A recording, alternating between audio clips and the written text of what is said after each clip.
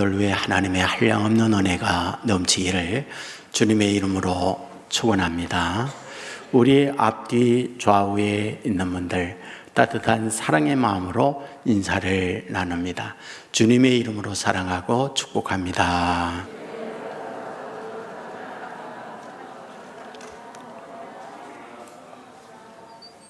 예, 감사합니다. 저는 여러분이 알고 있듯이 나이가 많아요. 그래서 이제 제 뒤를 이어서 이성훈 목사님을 모시기로 당회에서 결정을 했는데 저는 너무 기뻐요. 제가 이성훈 목사님을 모셔서 기뻐하는 것처럼 여러분들도 꼭 기뻐해 주시고 기도해 주시기 바랍니다. 예. 이제 우리 교회가 20년이 이제 지나고 21년째 접어들게 됐는데 청년이잖아요. 청년다우게 우리가 우리 자신만을 위해서가 아니라 이웃들에게 선한 영향력을 미치는 교회가 되면 좋겠다. 이런 소망이 있습니다. 함께 기도를 갖고 또 희망을 갖고 힘을 합해서 이런 아름다운 교회의 모습을 이루어 갈 수 있기를 간절히 소원합니다. 우리 앞뒤 좌우에 있는 분들 함께 인사를 나누시죠. 주의 이름으로 사랑하고 축복합니다.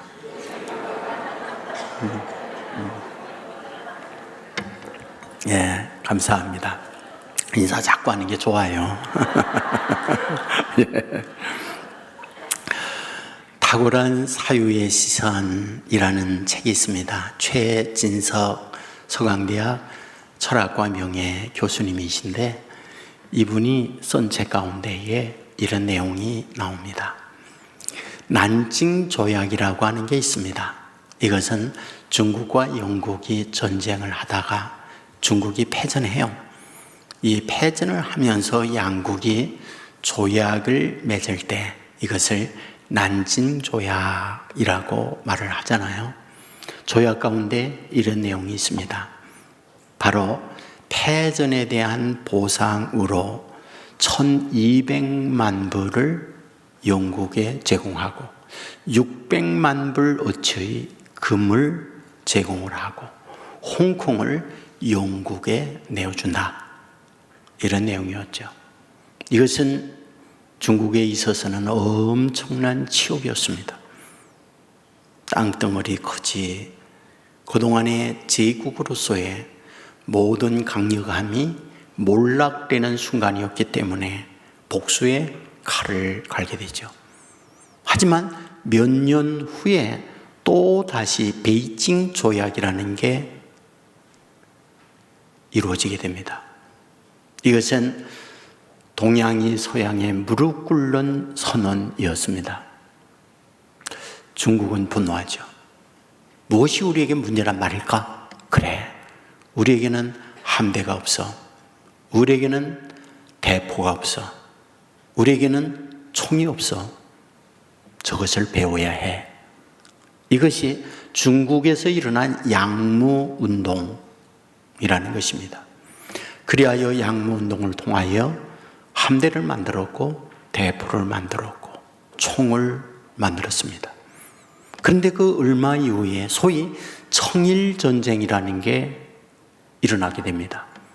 그런데 그 청일전쟁에서도 일본이 패전을 해요. 중국이 패전을 해요. 그 중국인들이 고민하죠. 우리에게 대포가 있잖아. 총도 있잖아. 함대도 있잖아. 그런데 왜 우리가 일본에 전 거야? 그래, 대포만 가지고 되는 게 아니야.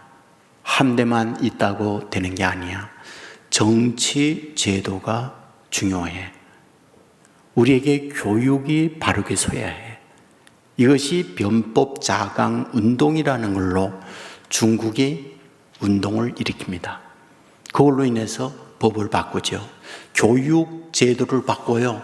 그동안의 과거 시험을 통하여 등용하던 이런 시스템을 학교를 세우고 학교 교육을 통하여 인재들을 발굴하는 이런 시스템으로 바꾸게 됩니다. 근데 이 과정에서 내부적인 갈등이 굉장히 심해요. 기독권 층과 변화를 이루어가고자 하는 개혁 층 간의 싸움이 내부적으로 많았습니다. 물론 여기에서 개혁파가 기독권파에 의해서 수호하려고 하는 그 세력에 의해서 무너지게 됩니다. 이 과정에서 이들은 굉장히 많은 것을 깨닫게 돼요. 학교를 세운다고 해서, 우리의 정치 제도를 바꾼다고 해서 되는 거냐? 소위 호박에 줄 긋는다고 수박이 되는 거냐? 아니다. 근본이 바뀌지 않으면 안 된다. 그 근본은 사상이었고 정신이었고 가치적인 변화를 추구하게 된 거예요. 이것을 신문화 운동이다, 이렇게 명칭을 하고 있습니다. 저는 여기에서 말하고 있는 신문화 운동이라고 하는 그것을 그릇이라고 표현하고 싶어요. 마음의 자세나 태도라고 말씀을 드리고 싶어요. 어떤 형식적인 모습이 변화된다고 해서 인간이 개조되거나 그 삶의 변화를 가져오는 건 아니다. 보다 더 근원적 내면의 정신, 마음가짐이 바뀌지 않는다면 그 인생, 그 공동체는 변화의 기대는 어렵다, 이런 말이 되는 거죠. 오늘 본문은 우리에게 이 부분을 말씀하고 있구나 하는 걸 발견하게 됩니다. 본문 18절에 보면 너희의 아버지와 너희의 가족을 이끌고 내게로 오라. 내가 너희에게 애굽의 좋은 땅을 주리니 너희가 나라의 기름진 것을 먹으리라. 20절 말씀에 보면 또 너희의 기구를 아끼지 말라. 온 애굽 땅의 좋은 것이 너희의 것임이라. 그건 무슨 말일까요? 바로가 요셉에게 하는 말이에요. 언제 이 말을 하고 있을까요? 기근으로 인하여 양식을 사기 위하여 세계 곳곳에 있는 사람들이 애굽으로 몰려들고 있을 때에 야곱의 아들들, 요셉의 형들도 양식을 사기 위하여 애굽에 옵니다. 거기에서 헤어졌던 형들과 요셉이 만나잖아요. 특별히 자기의 막내 베냐민을 만나고 난 이후 요셉이 통곡하면서 울어요. 이 소리가 어디까지? 왕궁에까지 들립니다. 왕이 물었죠. 웬 통곡 소리냐? 신하들이 말합니다. 폐하, 저 총리인 요셉의 가족들이 양식을 사기 위하여 왔고 가족들을 만나 저렇게 웁니다. 이 말을 들었던 왕이 요셉을 불러요. 그리고는 말을 하죠. 당신의 가족을 만나서 매우 나도 기쁩니다. 나는 당신에게 이렇게 제안하고 싶습니다. 당신의 아버지와 온 가족을 애굽으로 이민을 오게 하십시오. 그리고는 내 좋은 땅을 당신네 가족에게 하사하겠습니다. 그리고 이곳에서 모든 양식, 모든 편리를 다 제공해 주겠습니다. 그러므로 당신의 모든 가족을 이민해 오도록 하십시오 라고 하는 것이 오늘 본문의 내용이었다, 이 말이죠.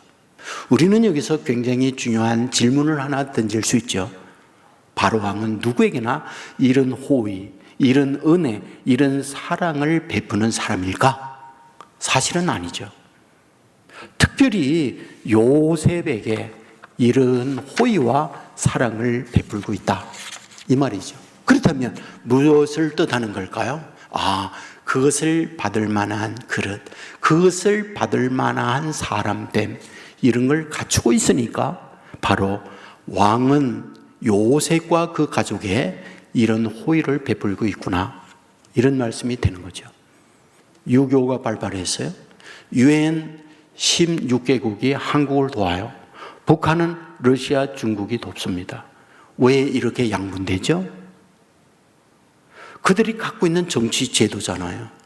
대한민국은 자유민주주의 국가, 그리하여 자유민주주의 국가들이 도운 거죠. 북한 공산주의, 그리하여 공산국가 두 나라가 도왔던 거죠. 돕는 이유가 있죠. 여호수아 10장에 보면 기브온이 연합군에 의하여 공격받아요. 그랬더니 여호수아가 이스라엘 백성과 함께 기브온을 도와요. 하나님도 여호수아 이 기브온을 도와서 태양을 머물게 하고 전쟁을 승리로 만들어 줍니다. 그렇다면 왜 이 기브온을 여호수아가 돕고 하나님이 돕고 있는 걸까요? 본래 기브온은 가나안 사람들이에요. 원주민들이에요. 이방 사람들이에요. 그랬더니 그들이 우리도 당신이 믿는 하나님을 섬기겠습니다. 우리도 당신 편에 서서 당신들을 돕겠습니다 라고 기브온 사람들이 오니까 자기에게 온 기브온을 위해서 여호수아와 이스라엘 백성이 돕고 하나님도 그들을 위해서 돕고 있더라, 이 말씀을 하고 있는 거잖아요. 맞아요. 바로가 요셉의 가정을 돕는 것은 그만한 이유가 있는 거예요. 부자의 글이라는 책이 있어요. 마사토라고 하는 분이 썼습니다. 여기 보면 기업을 하던 젊은이가 실패합니다. 실효에 빠져서 공원에 갔다가 성공한 부자 노인을 만나요. 그리고 두 사람과 대화하는 내용을 담고 있는 것이 이 책의 줄거리입니다. 노인은 실패한 젊은이에게 이렇게 말하죠. 돈이 있느냐 없느냐, 사업을 잘하느냐 못하느냐, 이게 문제가 아니다.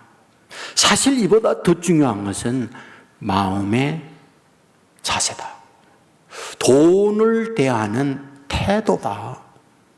너는 돈을 가지고 있으면 그 돈이 너의 인생을 행복하게 성공자로 만들고 있다고 생각하고 있지만 사실은 그보다 더 중요한 것은 너의 마음의 태도가 잘못되었기 때문에 너는 사업에 실패한 거야.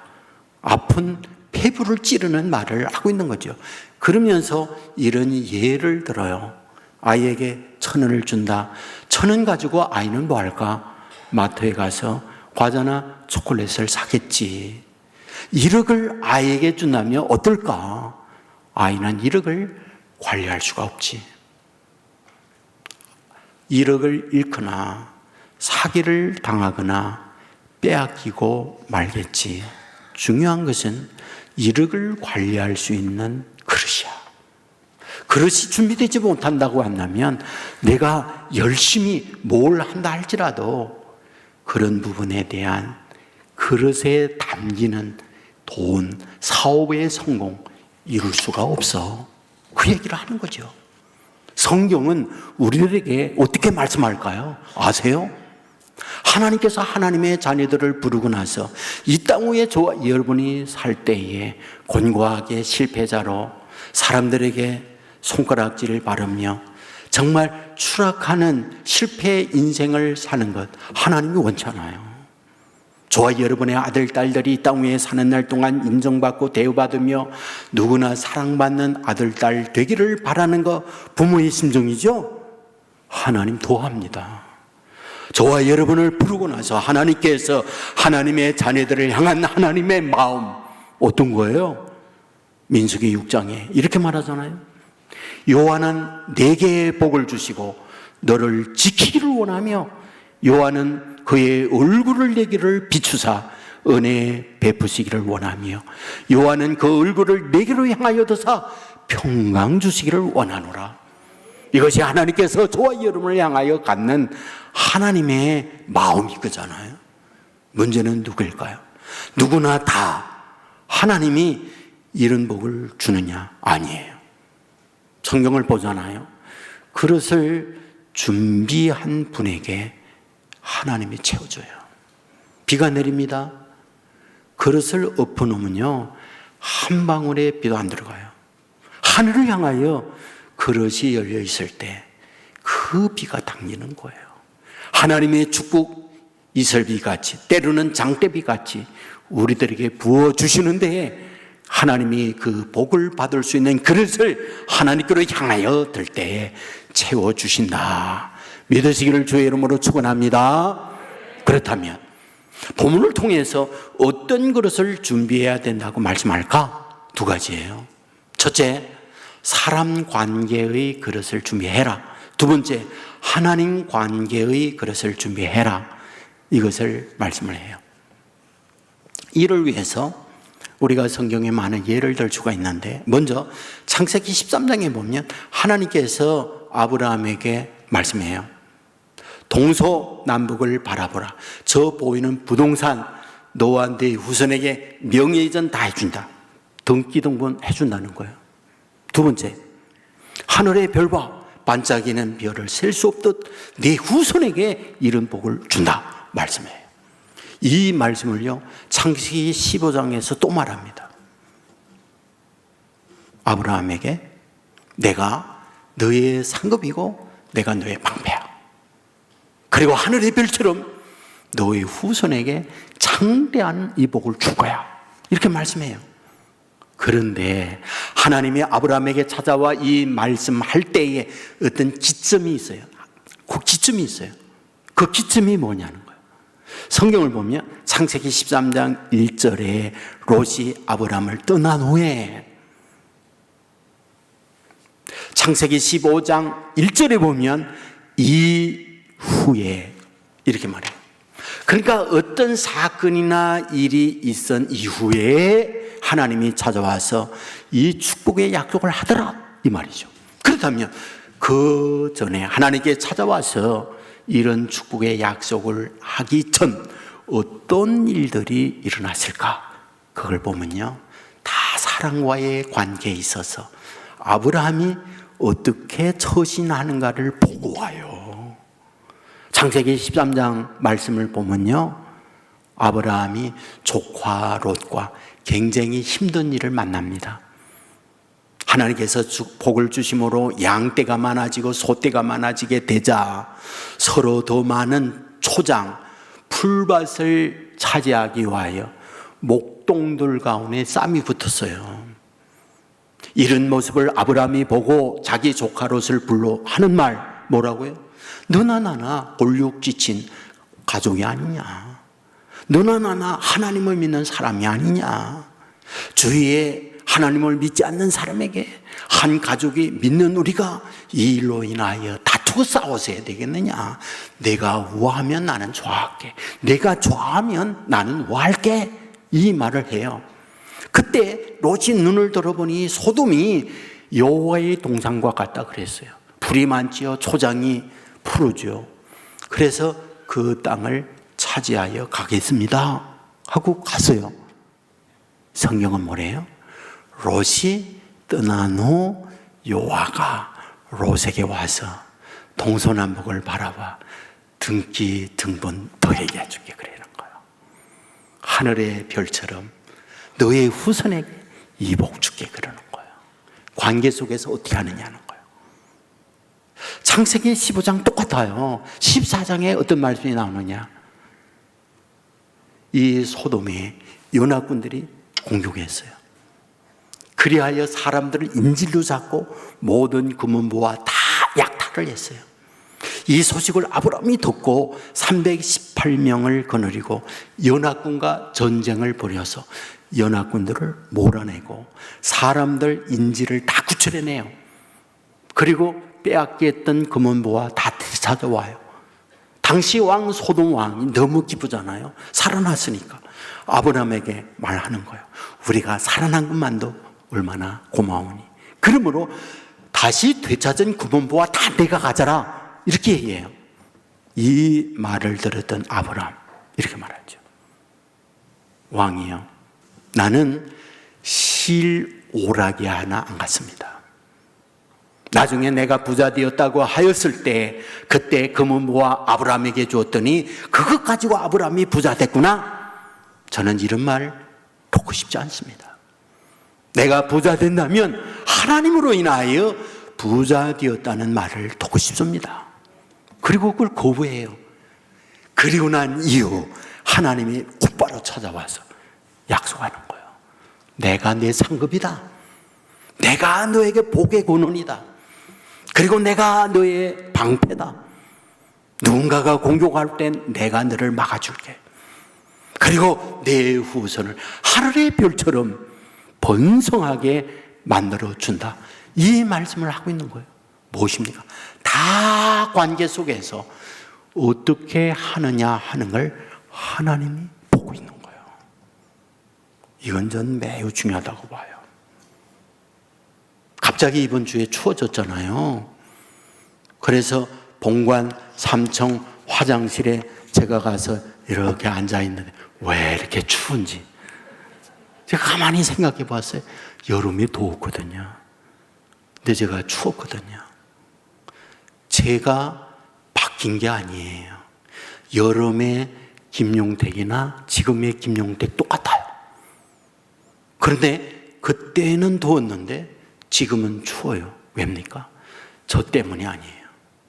환경 때문에 더웠다 추웠다 그러는 거잖아요. 저는 똑같은데 환경이 어떠냐에 따라서 내 인생이 덥기도 하고 인생이 냉기에 떨 수도 있구나. 무슨 얘기입니까? 저와 여러분이 살아가는데 저와 여러분이 독야 청청 유아 독존으로 살아갈 수가 없어요. 주위에서 저와 여러분에게 응원하고 저와 여러분에게 잘 되게 해야 저와 여러분이 잘 되는 거 아니에요? 그렇다면 저와 여러분의 주위에 있는 사람들이 그냥 잘 되도록 도와줍니까? 다 저와 여러분이 어떻게 관계를 맺어가느냐에 따라서 우리에게 오는 거예요. 이런 책이 있어요. 함께 있으면 즐거운 사람, 함께 있으면 피곤한 사람, 마윰이라고 하는 사람이 있었습니다. 여기 이런 내용이 있어요. 어떤 분과 만나 지내보면 기쁨이 있는 사람이 있는가 하면 화나는 사람이 있어요. 짜증나요. 내가 그 옆에 있으면 작아져요. 그리고 열등감을 느껴요.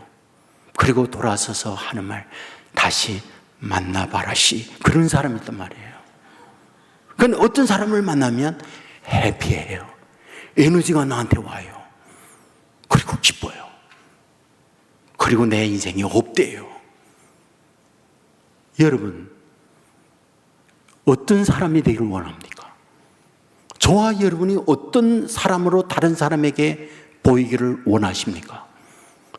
하나님께서는 그런 자신의 그릇을 준비한 사람에게 하늘의 복을 준다고 우리에게 약속하고 있는 거예요. 여러분, 제가 전에 있던 교회에 29살 때 교육 전도사로 갔어요. 35살 때 담임 목사가 됐어요.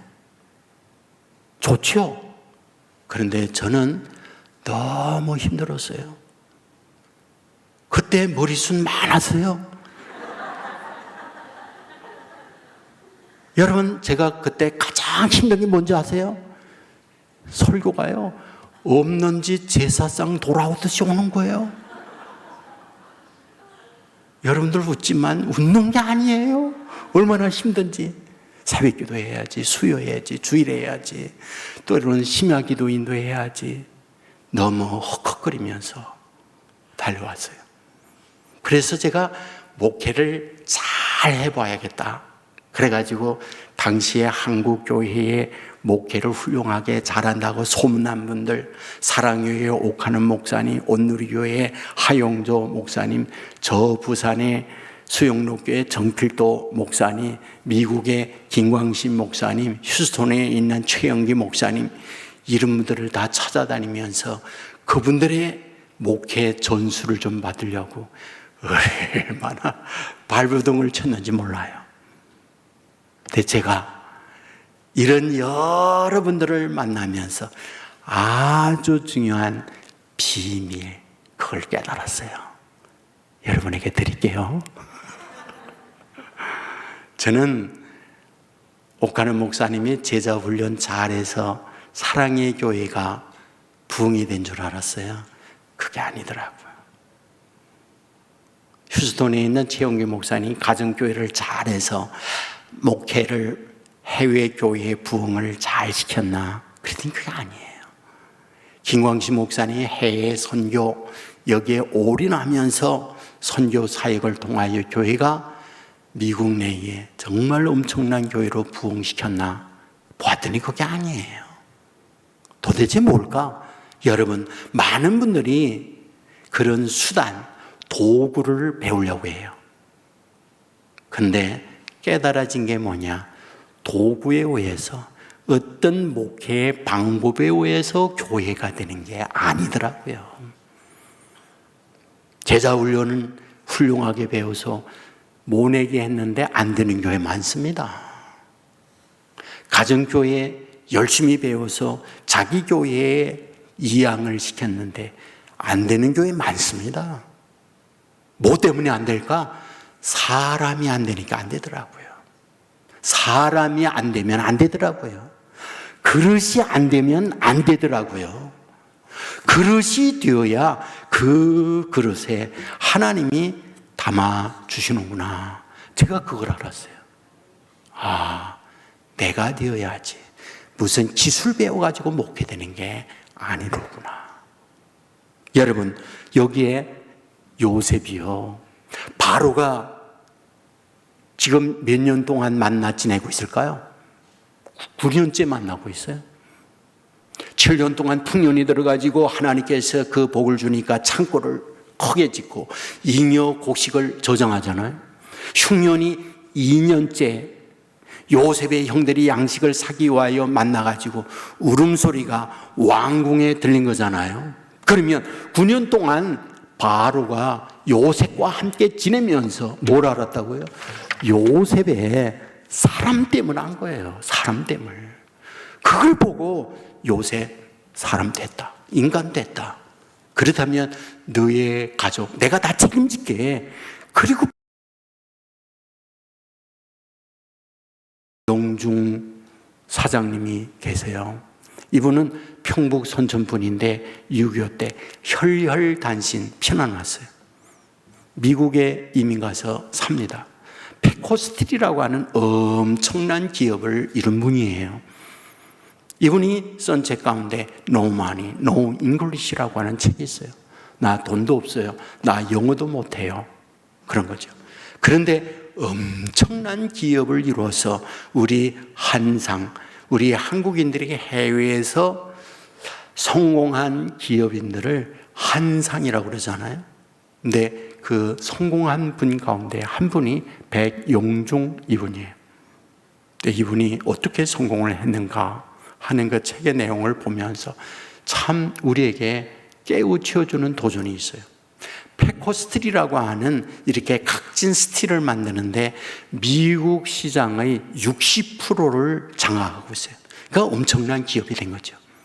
내가 어떻게 이런 기업을 이루었는가, 비법에 대한 걸 써줬는데 이렇게 써있더라고요. 내 이익을 위해서 나는 사업을 하지 않았다. 고객의 이익을 위해서 내가 일했다. 그렇게 썼어요. 그거 어떻게 하느냐? 자기의 제품이 인상하려고 그러잖아요. 그러면 거래처들 있잖아요. 이게 몇 날, 몇 프로 인상해요. 혹시 그 사이에 썰 묵으면 지금 싸게 사가세요. 이렇게. 그리고 이 값이 하락할 때가 있잖아요. 그러면 고객들이 비싼 값에 사려고 하죠. 그럼 얘기해요. 몇 날, 언제부터 이게 값이 몇 프로 싸집니다. 그러니까 지금 급하지 않으면 조금 기다렸다가 싼 값에 사가세요. 여러분, 이런 사장이 어디 있어요, 세상에. 그러니까 소문단한 거예요. 그러니까 여기 오려고 하는 거예요. 무슨 얘기입니까? 마음의 그릇이 된 거죠. 상대를 향한 배려의 마음, 하나님이 보고 있는 거잖아요. 여기에 하나님께서 이런 복을 쏟아부고 있구나, 그런 얘기입니다. 여러분, 하나님은 사람과의 관계에서 우리가 어떻게 하느냐를 봅니다. 그런 그릇 위에 채워주신다, 부어주신다, 믿으시기를 주의 이름으로 축원합니다. 두 번째예요. 하나님과의 관계의 그릇이에요. 우리가 성경을 보면서 요셉, 그러면 요셉의 트레이드 마크 뭘까요? 코람데오예요.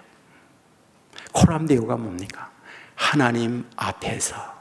그러니까 사람이 있든 없든 하나님 앞에서 살아가는 사람. 그가 요셉이었어요. 여러분, 요셉을 이제 바로가 처음 만납니다. 언제요? 30살이 됐을 때 바로가 꿈꿨을 때예요. 나라의 요수라는 사람, 꿈 해몽하는 철학관하는 사람 모두 다 불러가지고 꿈 해몽을 원했지만 누구도 해몽 못해요. 그런데 감방에서 함께 지냈던 술 맡은 장관이 2년 전 자기의 꿈 해몽대로 자기가 복치게 된 거 경험자잖아요. 그래서 왕에게 말을 해요. 꿈 해몽 잘하는 사람이 있습니다. 여러분, 그리하여 감옥에 있던 요셉이 바로 왕 앞에 섭니다. 그때 바로가 이렇게 말해요. 내가 술 맡은 장관의 소개를 받기에 꿈 해몽을 잘한다면서, 이때 요셉이 하는 말이죠. 아니에요. 제가 꿈 해몽을 잘하는 게 아닙니다.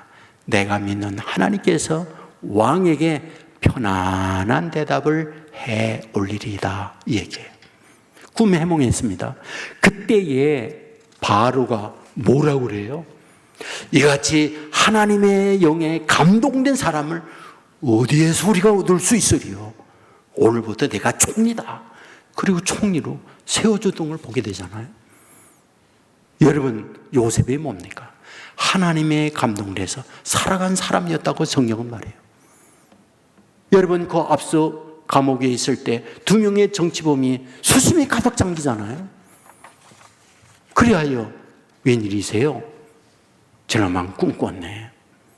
그때의 요셉이 뭐라고 그럽니까? 제게 말해주세요. 제가 믿는 하나님께서 2분 장관에게 해몽을 해주십니다. 하나님 얘기를 하죠. 여러분, 나중에 형들 자기 앞에 섰어요. 형들이 요셉을 어떻게 괴롭혔는가 알고 있잖아요. 너무 괴롭혔어요. 구덩이에 집어넣어 죽이려고 했고요. 인신매매로 팔아버렸고요. 여러분, 요셉이 총리라고 하는 이야기를 듣고 형들은 사시나무 떨듯 떨었습니다. 그때 요셉이 형들에게 한 말 뭐라고 그래요? 형님들, 나를 팔았다고 해서 두려워하지 마세요. 하나님이 이 때를 알고 나를 형님들보다 먼저 이곳에 보냈습니다. 걱정하지 마세요. 아무나 이 소리 합니까? 정말 하나님과 밀접한 관계의 사람이로거나 하는 걸 알게 되잖아요. 나중에 보세요. 아버지가 세상 떠나요. 형들이 생각하죠. 아버지가 살아있을 때는 아버지 때문에 우리를 살려주었지만 이제 아버지가 세상을 떠났으니 우리 차례다 들어요. 그때에 형님들을 부릅니다. 이렇게 말해요. 형님들, 아버지가 세상 떠났다고 두려워하지 마십시오. 형님들은 나에게 해하고자 했지만 하나님은 그것을 선으로 바꿔주었습니다. 내가 형님들과 조카들 다 책임집니다. 그 얘기하는 거예요. 그것만이 아니죠. 보디발의 아내가 성적 유혹을 할 때 한 말, 당신과 나 단둘이지만 하나님이 보고 있어요. 하나님 앞에서 이런 죄를 지울 수가 없어요. 그 얘기하잖아요. 무슨 뜻이에요? 호람되어요. 언제나 하나님 앞에서 사는 마음으로 살아간 사람, 그게 요셉이에요. 하나님 알잖아요. 중심 보는 거. 이런 마음의 중심으로 하나님 앞에 살고 있는 이 요셉, 어찌 외면합니까? 어찌 이런 요셉을 하나님이 모른다 하십니까? 눈을 떼지 않아요. 그리고 준비된 그릇 위에 넘치도록 부어주시는 거잖아요. 마태복음 5장 8복 잘합니다. 그것을 이렇게 바꿀 수 있다고요. 심령이 가난한 그릇을 준비한 사람, 천국을 담아줍니다. 애통한 그릇을 준비한 사람, 위로의 은혜를 내려줍니다. 온유한 마음을 준비한 사람, 땅을 기업으로 허락해 줍니다. 의에 줄이고 목마른 마음을 가진 사람, 배부르도록 충만케 채워줍니다. 긍휼히 여기는 마음을 가진 그릇, 긍휼을 베풀어 주십니다. 마음이 청결한 그릇을 가진 사람, 하나님을 볼 수 있고 하나님과 동행하는 복을 주십니다. 화평하는 그릇을 가지고 있는 사람, 하나님의 아들이라는 복을 내려줍니다. 의를 위하여 박해를 받는 그릇을 가진 사람, 천국이 그의 것이라고 말씀해 줍니다. 뭡니까? 그릇 준비한 사람에게 이 복 준다. 그 말이잖아요. 열왕기하 4장에 보면 신학교의 신학생이 세상 떠나는 내용이 나와요. 그때 학장이 엘리사라는 분이 학장이었어요. 그 신학생이 세상을 떠나고 장례를 치르고 난 이후에 그 신학생의 아내가 학장 엘리사에게 찾아갑니다. 학장님, 참 힘든 어려움을 만나고 있습니다. 아시다시피 학장님의 제자가 죽고 장례를 치렀습니다. 근데 장례를 치르고 나자 빚쟁이들이 몰려들었습니다. 그리고는 빚 갚지 않으면 당신 두 아들 노예로 끌고 갔다고 합니다. 근데 돈이 없습니다. 비참한 상황에 놓여 있는데 어떻게 하면 좋을까요? 그때 묻잖아요. 너 집에 있는 게 뭐냐?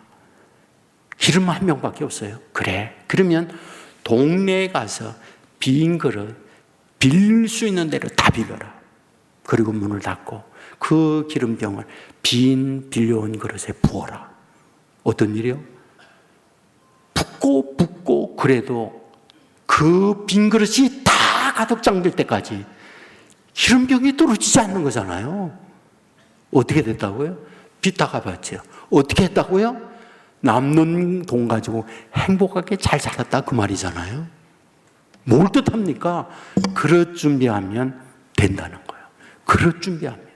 하나님께서 그릇 준비한 하나님의 자녀들에게 채워주기를 원하고 있다. 이 말이에요.